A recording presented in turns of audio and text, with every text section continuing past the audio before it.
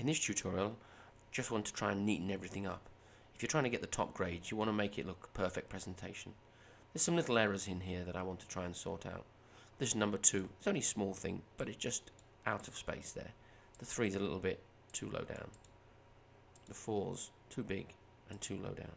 So just shrink everything to fit a little bit neater now you've zoomed in far enough. Once you're happy that they are all the same and proportionally correct, there's other things you can do on the drawing. For example, the outline of this one here is the same line density as all the interior lines and the hidden detail lines. You know from when you do a sketch, we try and do a thick and thin line.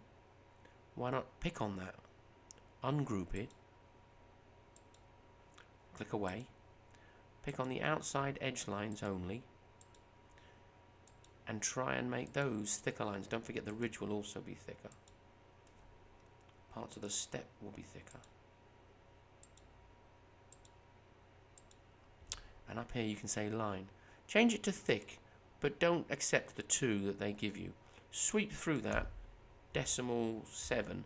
I know it sounds an odd size, but it will look just perfect. Try here. All of this roof section and these bars can all be thicker lines too. Ungroup it first. Click away. You could grab most of that. Shift to grab more than one thing.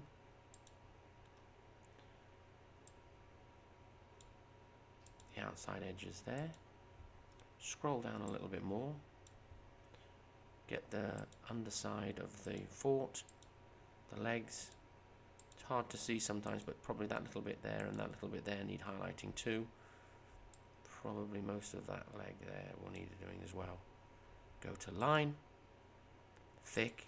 It's jumped back to 2, which is a bit frustrating, but if you put decimal 7 in, say OK.